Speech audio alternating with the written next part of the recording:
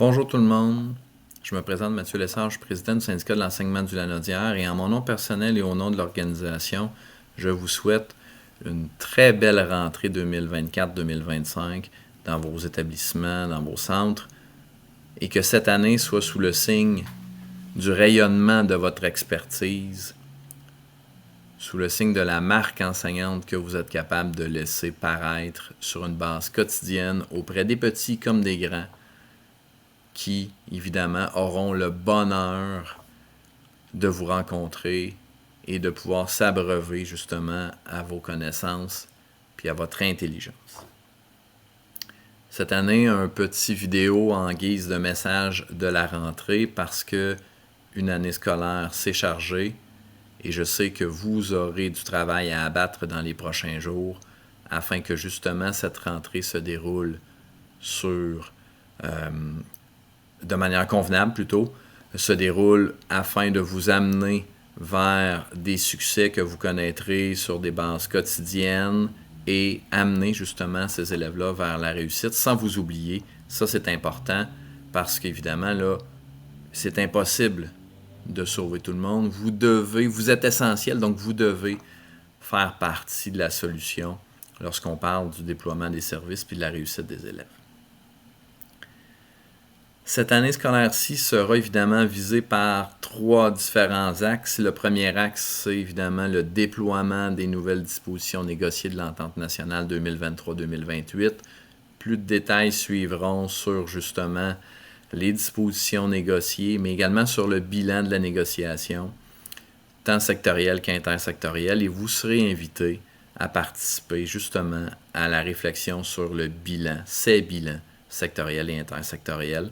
Vous pouvez inscrire déjà la date du 11 septembre, qui sera une date d'assemblée générale, je veux dire, sous forme d'invitation, où on pourra vous accompagner à travers la réflexion entourant les bilans à produire.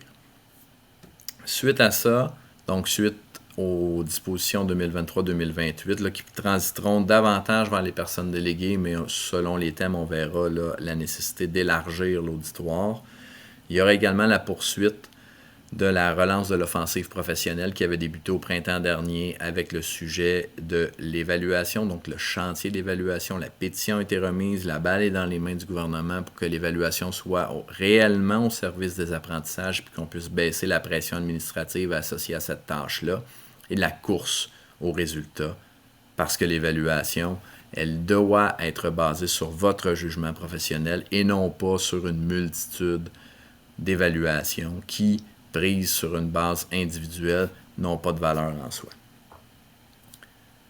Autre élément de cette relance de l'offensive professionnelle-là, de cette posture professionnelle, c'est le volet de la composition de la classe qui, en dehors des conventions collectives, peut se travailler et c'est ça qu'on souhaite, travailler en lien avec différents leviers qui vont aider à améliorer cette composition de la classe-là.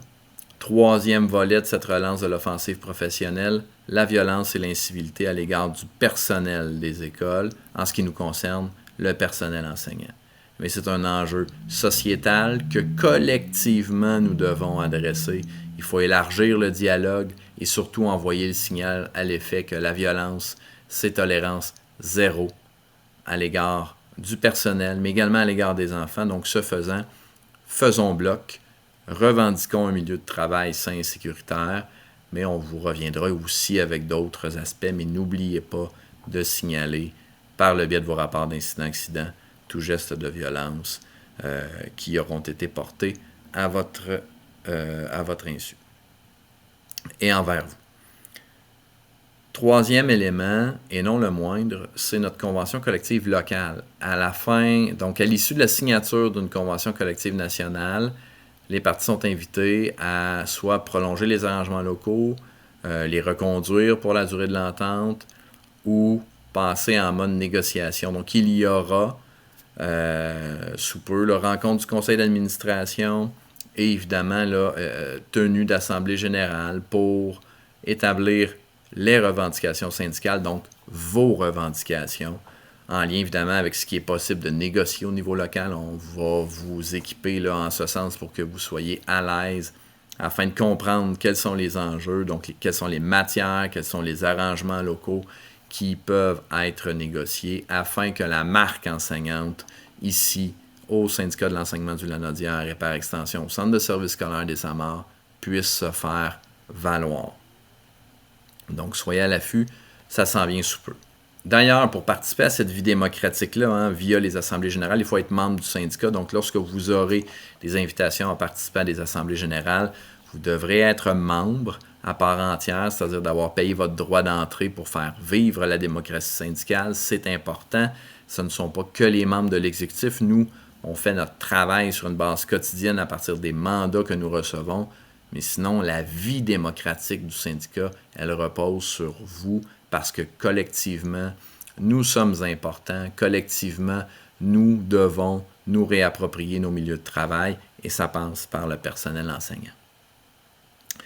Avant que vous établissiez le nombre de personnes déléguées, le nombre de représentants à l'organisme de participation ou au conseil d'établissement ainsi que les substituts, on vous invite à prendre connaissance de la documentation qui est jointe à ce courriel parce que dans cette documentation-là, on parle de consultation qui est essentielle parce que vous mettez votre expertise au service justement de l'école publique ou des centres de formation, mais vous avez également une expertise sur le quotidien des établissements. Vous savez comment ça se déploie.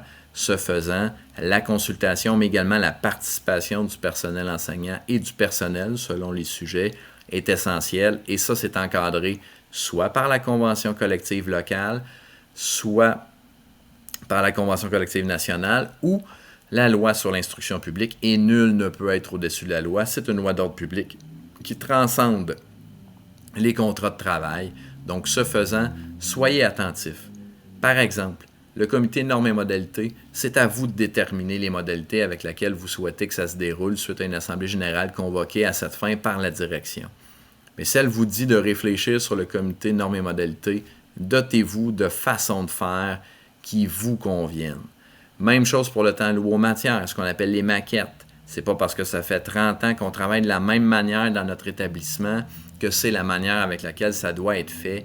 Réappropriez-vous ces règles-là et n'hésitez pas à nous questionner dans le doute et aussi questionnez vos directions. Tout est écrit à quelque part. Donc, dans le doute, demandez c'est écrit où. N'hésitez pas à nous demander également. On va être là pour vous outiller, pour vous soutenir dans vos démarches afin que vous puissiez être au centre des préoccupations qui vont habiter votre milieu de façon plus micro, mais également de façon macro, la vie au centre de service scolaire des Samars notamment. Donc, sans plus tarder, je vous souhaite de bons échanges en assemblée générale, une bonne rentrée scolaire et surtout, soutenez-vous, travaillons en équipe pour que personne ne soit laissé de côté, tant les enseignantes et les enseignants spécialistes que les titulaires, que les enseignants à temps partiel, que le personnel non légalement qualifié, parce que oui, effectivement, dans les circonstances actuelles, on doit faire bloc, on doit faire front pour se soutenir à travers le quotidien qui, vous le savez, est évidemment de plus en plus lourd. Donc sur ce, bonne fin de journée, bonne rentrée scolaire, puis au plaisir de vous croiser, qui sait, dans le cadre d'une rencontre des personnes déléguées d'une assemblée générale ou peut-être de la Journée mondiale des enseignantes et des enseignants qui aura lieu cette année. Soyez à l'affût des communications. Au revoir.